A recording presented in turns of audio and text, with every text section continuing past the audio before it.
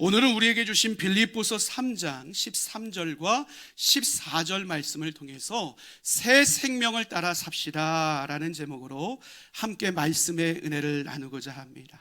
제가 어느 날 한날이요, 길가에 눈이 소복히 쌓여 있는 길을 걷게 되었습니다. 그곳 가운데 발자국이 새겨져 있었어요. 한 발자국 한 발자국.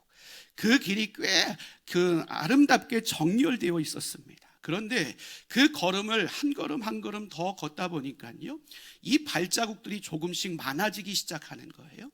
그러면서 그 발자국이 겹치기 시작하고 그 발자국들이 얽혀버리는 그와 같은 장면을 제가 목도하게 되었습니다. 그냥 한 길로만 정렬되었던 그 발걸음을 볼 때에는 이 사람이 어떤 방향을 향해서 걸어갔구나가 분명히 판단되었는데, 수많은 발자국들 속에서 제가 볼 때는 이 사람들이 어떤 방향을 향해서 갔구나가 정확하게 판단되어지지 않았습니다.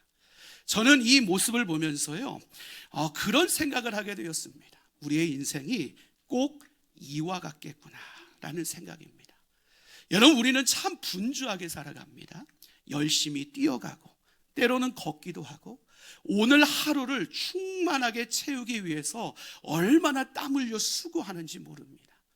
여러분, 그와 같은 인생의 걸음 속에서 우리가 인생을 돌아볼 때 우리의 삶의 모습은 어떻습니까? 참 많은 걸음들을 남겨왔습니다. 근데 정작 그 무수한 걸음 속에서요, 때로는 우리가 어디를 향해 가고 있는지 선명하게 보이지 않을 때가 있습니다. 여러분, 이와 같이요, 우리의 방향성을 잃어버린 열심들은요, 때로는 우리의 삶의 앞길을 힘을 복돋아주는 것이 아니라 오히려 우리의 삶에 힘을 빼버리고 우리의 마음을 흔들어 놓고 우리의 삶마저도 흔들어 놓는 모습들을 우리는 분명히 삶에서 확인하게 됩니다. 여러분, 2026년이라는 새로운 발걸음을 우리가 내딛었습니다. 근데 여전히 우리의 발걸음이 그와 같이 방향성 없는 열심으로 무수한 발자국만 남긴 채 우리의 앞걸음을 선명하게 바라보지 못하는 그 걸음으로 2026년을 혹여나 시작하고 있지는 않습니까? 여러분, 그와 같은 반복적인 발걸음을 걷고 있는 우리에게 오늘 사도 바울은 본문 말씀을 통해서 아주 중요한 메시지를 전하고 있습니다. 그 시작점에서 사도 바울은요, 우리가 바른 방향성을 향해서 분명하게 뛰어나가기 위해서는 우리 안에 먼저 점검해야 될 것이 한 가지가 있다라고 전하고 있습니다. 그 점검해야 될 요소가 무엇인가? 오늘 우리를 붙잡고 있는 것이 무엇인지를 확인하라는 것입니다. 오늘 우리를 붙잡고 있는 것이 무엇인가? 그것을 확인하고 오늘 사도 바울은 그 것 앞에, 점검한 것 앞에 하나의 아주 중요한 결단을 내릴 것을 우리에게 권면하고 있는 것을 보게 됩니다. 그 권면이 무엇이에요? 뒤의 것을 잊어버려라. 뒤의 것을 잊어버려라. 여러분, 여기서 우리가 말씀을 오해하면 안 됩니다.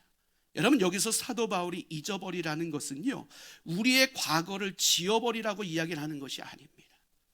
하나님은 우리의 과거를 잊게 만드시는 분이 아닙니다. 하나님은 우리의 과거를 부정하시는 분도 아니십니다. 그렇다면 오늘 사도 바울이 이야기하고 있는 잊다라는 이 단어의 의미가 무엇입니까? 과거를 삭제하라는 것이 아니라 그 과거의 아픔과 성공마저라도 모든 것을 하나님 앞에 내려놓고 하나님 앞에 맡겨드리는 삶을 살아가라는 분명한 선언임을 우리는 기억해야 됩니다. 오늘 우리의 삶의 자리를 살다 보면 실패라는 것을 마주대하게 됩니다. 그런데 그 실패를 외면하지 말라라고 이야기를 합니다. 단 그 실패를 내 마음 가운데 가득 채워서 원망과 불평과 절망과 좌절의 삶을 살아가는 것이 아니라 그 실패마저도 하나님 앞에 내려놓는 선택을 하는 것이 우리들의 삶의 모습이 되어야 된다는 것입니다. 후회를 외면하지 말라라는 것입니다. 그런데 그 후회를 내 마음 가운데 꼭 간직하면서 스스로 정죄하는 삶을 살아가지 말라라는 거예요. 그 후회심을 하나님의 은혜 앞에 내려놓을 수 있는 결단이 우리 가운데 필요하다라는 사실입니다. 왜 우리 가운데 이와 같은 선택과 결단이 필요합니까? 하나님은 우리가 과거에 매여서 살아가는 것이 아니라 오늘 하나님이 열어주시는 새 은혜의 역사 속에 자유함을 누리며 이 땅을 살아가기를 누구보다 원하시기 때문에 그렇습니다. 여러분, 그러기에 우리는 과거의 실패와 후회 앞에요, 그것을 내 마음 가운데 꼭 간직하고 좌절, 원망, 불평, 전제 가운데 빠져 있는 것이 아니라 그것을 하나님 앞에 온전히 내어드리는 삶을 살아갈 수 있어야 돼요. 근데 문제는 무엇이에요? 여러분, 우리의 삶에는 실패와 후회만이 문제가 아니라는 사실입니다. 때로는 성공이 우리의 삶의 문제가 되기도 합니다. 여러분, 어떻습니까? 과거의 성공에 집착하면요, 오늘 우리는 우리의 삶에 안주해버리게 됩니다. 내가 이 정도로 크게 성공했는데, 내가 이 정도로 잘 나갔던 인물인데, 내가 이 정도로 많이 벌었던 사람인데, 많은 열매를 맺었던 사람인데, 이 정도로 교회 공동체에서 헌신하고 수고했던 이 사람인데 그 정도 했으면 된 거 아니야? 여러분, 이것 가운데 아주 심각한 문제가 도출됩니다. 어떤 문제예요? 오늘 하나님의 새로운 부르심 앞에요, 반응하지 못하는 분명한 이유가 과거의 성공에 안주하려는 모습 가운데 드러나는 것입니다. 여러분, 이것은 결코 우리의 영혼에 유익함이 되지 않습니다. 한 예를 들어드릴까요? 제가 지난주에도 스마트폰 예를 들었는데요, 다시 한번 여러분에게 익숙한 스마트폰을 예로 들겠습니다. 여러분, 우리가 스마트폰을 사용하다 보면요, 우리의 기억들을 남겨놓기 위해서 사진과 동영상을 촬영합니다. 여러분, 그런데 시간이 지나면 어때요? 이 모든 것들이 쌓여서요, 공간을 꽉 채워버리게 되는 그와 같은 결과를 맞이하게 됩니다. 물론 그 사진과 영상 속에는 담겨 있는 것이 무엇이에요? 우리의 뇌리 속에 기억에 남는 가치 있는 것, 소중한 것들을 담아놓는 것 아닙니까? 그런데 그것을 간직하다가 비워내지 못하면 어떤 일이 발생해요? 오늘 새롭게 우리 가운데 다가오는 감격, 가치, 그리고 놀라운 소망에 대한 그 기억들을요, 핸드폰 안에 담아낼 수가 없다라는 거예요. 우리의 신앙도 마찬가지인 거예요. 우리의 과거의 영광, 과거의 승리, 하나님의 은혜 분명하지요. 그런데 여전히 그것에만 잡혀 있으면 어때요? 하나님의 새로운 은혜가, 하나님의 새로운 역사가, 하나님의 새로운 부르심이 우리의 내면 가운데 찾아올 수 있는 공간을 마련해 드릴 수 없다라는 사실이에요. 여러분, 우리의 신앙은요, 회고가 아니라 전진입니다. 뭐라고요? 우리의 신앙은 회고가 아니라 전진이라고요. 여러분, 하나님은 오늘 우리가요, 우리의 과거의 은혜 가운데 묶여져 있는 것을 좋아하지 않으십니다. 우리의 과거의 실패와 후회함 가운데 묶여져 있는 것을 하나님은 원하시지 않습니다. 그러기에 과거에 우리를 부르셨던 하나님은 오늘도 우리를 부르고 계시고, 내일의 미래에도 새로운 자리에 새로운 부르심으로 우리를 초대하고 계신 분이 우리 하나님이심을 우리는 절대로 잊지 말아야 됩니다. 그러기에 사도 바울이 그 하나님 앞에서 결단하는 것이 무엇이에요?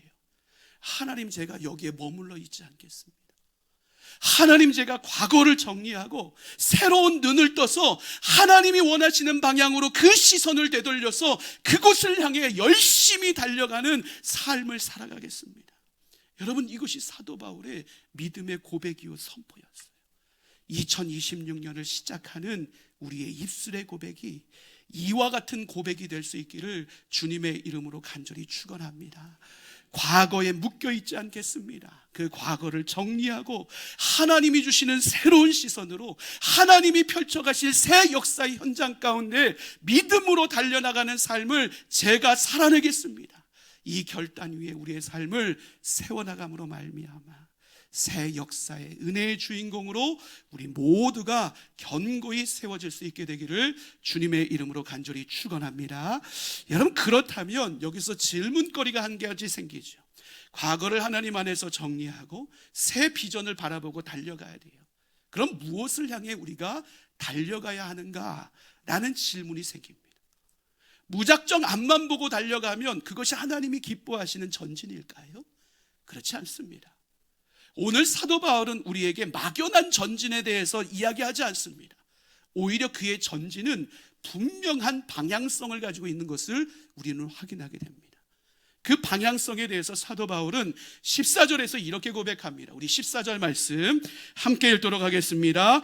표대를 향하여 그리스도 예수 안에서 하나님이 위에서 부르신 부름의 상을 위하여 달려가노라. 아멘. 여러분, 여기서 바울이 이야기하고 있는 표대의 의미가 무엇일까요? 우리가 그냥 상식적으로 일반적으로 알고 있는 목표, 성취, 그것을 이야기하는 것이 아닙니다. 여러분, 사도 바울이 이 표대라는 단어를 쓰고 있을 때요, 경기장에서 경주를 하는 사람들, 그 경주를 하는 사람들이 마지막 서게 되는 자리, 즉 심판 앞에 서게 되는 그 자리를 사도 바울은 표대라는 단어로 표현하고 있는 것입니다. 즉 그의 인생이 표대 앞에 서 있다는 것은 무엇을 의미하는 거예요? 자기가 얼마나 잘했는지를 인정받는 자리가 아니라 본인이 누구 앞에 서 있는지를 확인받는 자리가 오늘 사도 바울이 이야기하고 있는 표대라는 자리입니다. 여러분, 이와 같은 인식을 가지고 사도 바울이 오늘의 삶을 살아내니 그의 달림은 어떻습니까? 세상에서 잘 나가기 위한 경쟁의 달림이 아니었습니다. 내가 더 많이 벌고 내가 더 높아지는 자리를 위해서 옆도 보지 않고 질주하는 그와 같은 자리가 아니었습니다. 사도 바울은요, 막연한 꿈을 꾸지 않았습니다. 사도 바울은 더 나은 미래를 바라보지 않았습니다. 사도 바울의 시선은 오직 한 군데에 고정되어 있었습니다. 그곳이 어디였느냐? 하나님 앞에 서는 모습입니다. 내가 오늘 하나님 앞에 서 있느냐? 그리고 나의 발걸음이 하나님과 동행하고 있느냐?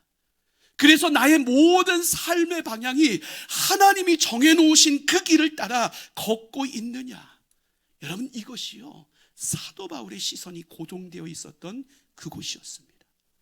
그러니 사도 바울이 그의 인생을 마무리할 때요, 뭐라고 고백합니까? 디모데후서 4장 7절과 8절에 보면 사도 바울이 이렇게 고백해요. 우리 함께 읽겠습니다. 나는 선한 싸움을 싸우고 나의 달려갈 길을 마치고 믿음을 지켰으니 이제 후로는 나를 위하여 의의 면류관이 예비되었으므로 주 곧 의로우신 재판장이 그날에 내게 주실 것이며 내게만 아니라 주의 나타나심을 사모하는 모든 자에게도니라. 아멘. 여러분, 어때요? 이 내용이 무엇입니까? 사도 바울의 성공을 자랑하는 것이 아니에요. 자신이 그동안 쌓아왔던 업적을 나열하는 내용도 아닙니다. 그러니 사도 바울은요, 내가 이와 같은 일들 했어 라는 이야기를 언급하지 않습니다. 내가 엄청난 결과물을 만들어냈고 이와 같은 사역의 열매를 만들어냈어라고 고백하지 않습니다. 그의 고백의 분명한 메시지는 무엇입니까? 하나님께서 내게 보여주신 그 방향성대로 나는 흔들림 없이 끝까지 달려왔습니다. 여러분, 이것이 사도 바울의 믿음의 고백이었던 거예요. 여러분, 우리는 이 사도 바울의 믿음의 고백 앞에서요, 우리의 방향성이 얼마나 중요한 것인지를 한번 깊이 있게 생각해 볼 수 있어야 됩니다. 사도 바울에게 이 방향성이 없었다면요, 그의 모든 핍박과 환난 속에서도 전심전력을 향해서 달려갔던 그 모든 노력들은요, 방황이 되고 말았을 것입니다. 하지만 그의 삶의 자리 가운데 분명한 방향성이 있었기에 그것은 그의 삶을 지탱하는 힘이 됐고 결국 소망의 고백으로 그의 삶을 마무리하는 능력이 되었다는 사실을 우리는 절대로 잊지 말아야 됩니다. 오늘 우리의 인생 역시도 마찬가지인 거예요. 오늘 방향을 잃어버리면 오늘 우리의 전진은 방황으로 이어질 수밖에 없다는 사실, 우린 절대로 잊지 말아야 됩니다. 여러분, 그러기에요, 지금의 시대를 살아가는 많은 분들이요, 지쳐있는 이유가 무엇일까요? 바로 그 이유예요. 여러분, 얼마나 열심히 살아갑니까? 아침 저녁 가릴 것 없이 하루를 꽉 채우기 위해서 땀 흘려 수고하며 오늘을 살아갑니다. 그것이 우리의 지침의 원인이 될 수 있겠지요. 그런데 그것이 근본적인 이유가 되지 못합니다. 그렇게 열심히 살아내는데, 그렇게 땀 흘리고 있는데 내가 무엇을 위해서 이와 같은 일을 하고 있지? 방향성을 온전히 세워나지 못하는 것, 이것이 우리의 지침의 근본적인 원인이요 이유입니다. 여러분, 방향의 의미를 온전히 소유하지 못한 열심은요, 우리를 절대로 살려낼 수 없습니다. 오히려 우리를 더 많이 소진시킬 뿐입니다. 사도 바울은 이것을 알았습니다. 그러게 누구보다도 더 빠른 삶을 살아가기 위해서 자신의 삶을 채찍질하지 않았습니다. 누구보다도 더 많은 것을 얻기 위해서 그 압박감 가운데 자신을 몰아넣지 않았습니다.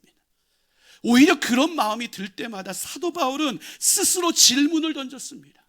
하나님, 제가 오늘 하나님 앞에 서 있는 건 맞습니까?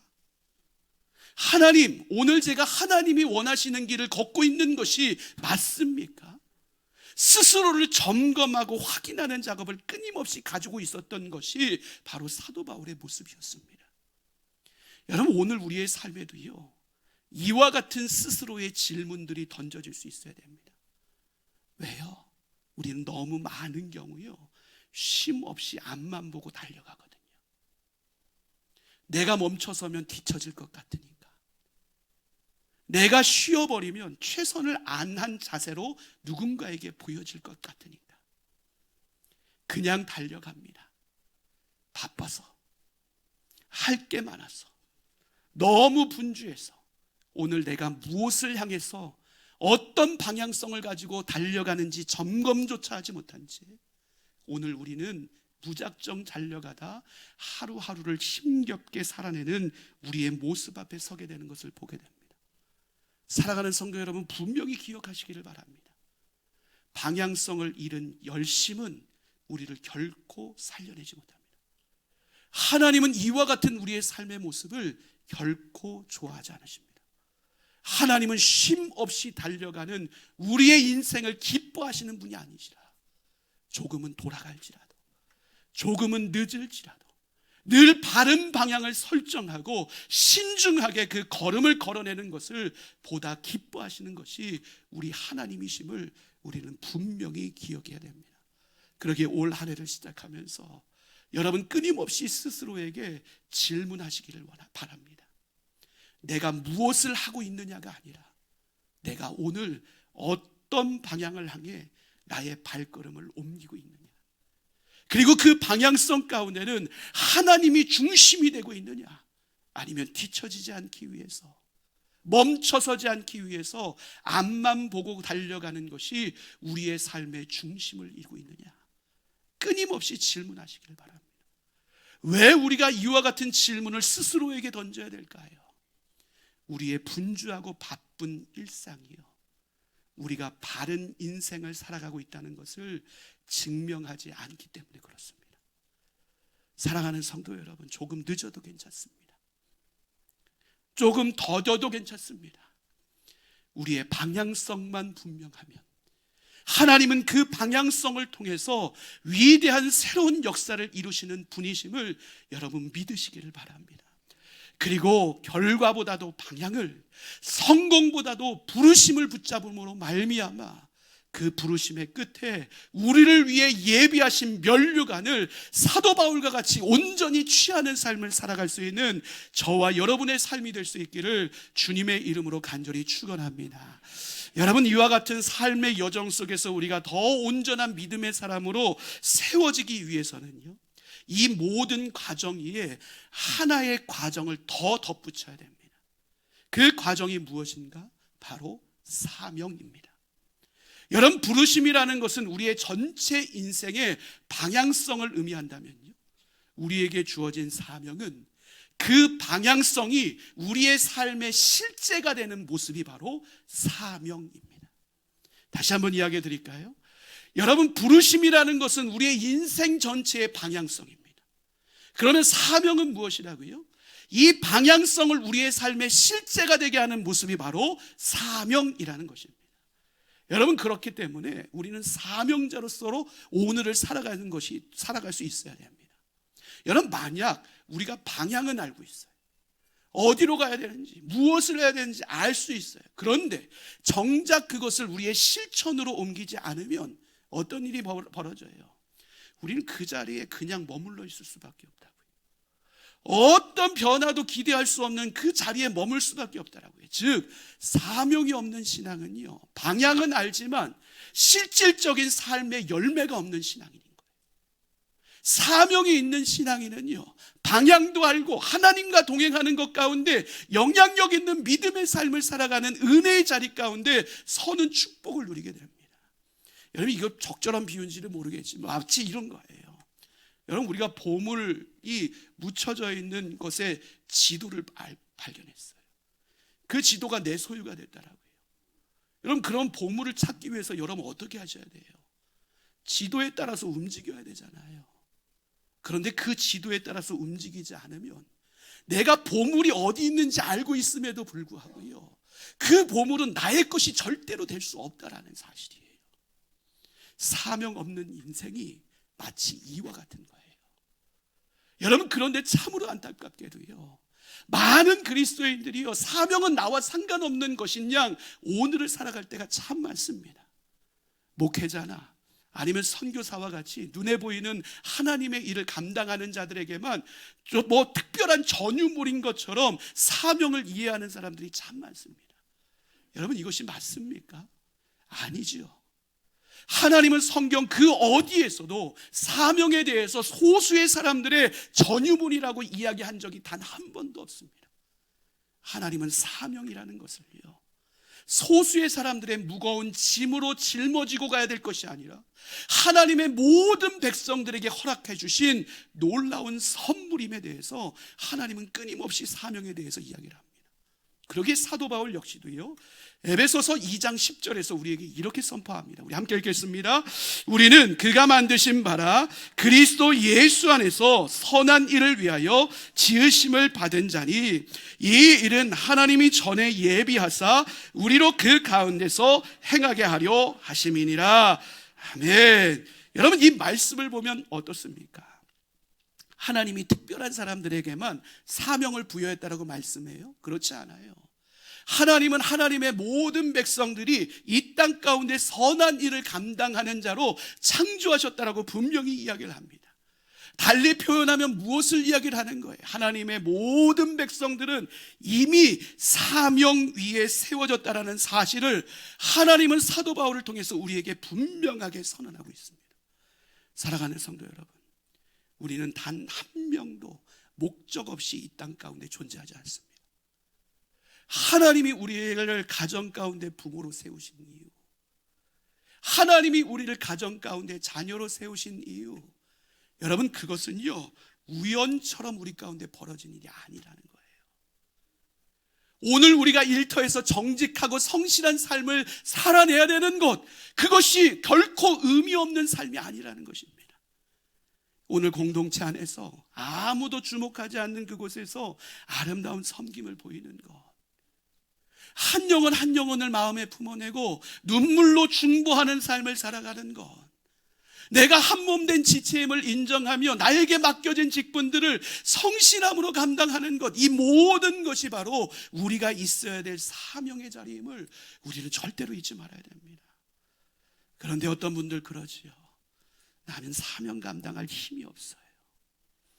잘 모르거든요. 준비가 안 돼 있거든요. 여러분, 하나님 어떤 분이세요? 하나님은 화려하고 능력 있는 자리에서만 역사하는 분이 아니에요. 우리의 단 한마디의 고백으로도 상대방의 마음을 위로하실 수 있는 분이 우리 하나님이십니다. 오늘 우리의 단 한마디의 기도를 통해 하나님 나라의 지경을 확장하시는 분이 전능하신 우리 하나님이십니다. 그러기에 우리는 비교할 수 없어요. 뒤로 물러서 있을 수 없다라고요. 하나님이 우리에게 원하시는 그 자리로 즉시로 달려나오는 것이 바로 우리의 삶의 모습이 되어야 됨을 우리는 절대로 잊지 말아야 됩니다. 왜요? 사명은 우리의 삶에 주어지는 부담감이 아니라 오늘 지금 내 삶의 자리 가운데 내가 존재하는 이유가 바로 사명이기 때문에 그렇습니다. 그러기에요, 본 회퍼 목사님은요, 우리에게 이렇게 증언합니다. 함께 읽겠습니다. 하나님은 우리를 어떤 추상적인 이상으로 부르시는 분이 아니라 우리가 서 있는 바로 그 자리에서 순종하도록 부르신다. 다시 한번 읽겠습니다. 하나님은 우리를 어떤 추상적인 이상으로 부르시는 분이 아니라 우리가 서 있는 바로 그 자리에서 순종하도록 부르신다. 여러분, 이것이 바로 우리가 붙들어야 될 사명의 본질입니다. 하나님은 우리가 매일매일 특별한 사람으로 서는 것을 우리에게 요구하는 건 아니에요. 오늘 우리가 있는 그곳, 지금 그곳 가운데 하나님과 동행하며 하나님의 마음을 실행하는 삶으로 우리를 초대하고 있다는 사실, 우린 절대로 잊지 말아야 됩니다. 우리가 이 하나님 아버지의 마음을 안다면 나는 준비되어지지 않았는데요, 나는 연약한데요, 핑계댈 수 없습니다.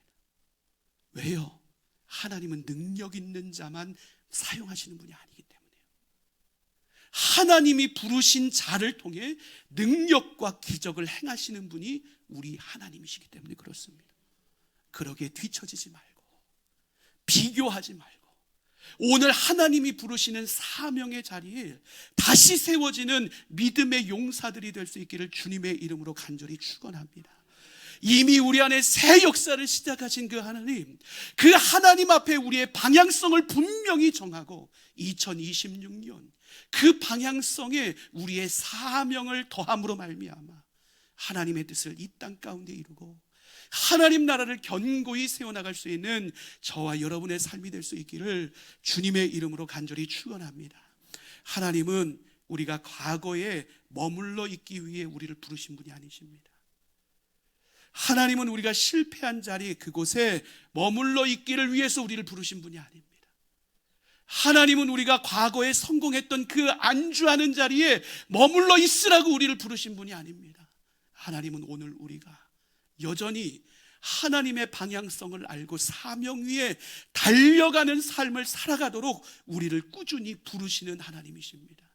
그 하나님 앞에 결단할 수 있기를 원합니다. 나의 모든 과거를 하나님 앞에 맡겨드리고 오늘 하나님이 보여주시는 그 길을 향해 사명자로 열심히 달려나가는 믿음의 사람이 되겠습니다. 이 결단 위에 우리의 삶을 세워나갈 때 2026년이 부르심의 소망의 능력 안에서 복된 믿음의 열매로 풍성케 되어지는 은혜를 누릴 수 있게 되기를 주님의 이름으로 간절히 축원합니다. 우리가 달려가야 될 이유는 우리가 완전하기 때문이 아니라 하나님이 우리를 그곳으로 부르고 계시기 때문에 그렇습니다. 늦어도 괜찮습니다. 실수해도 괜찮습니다.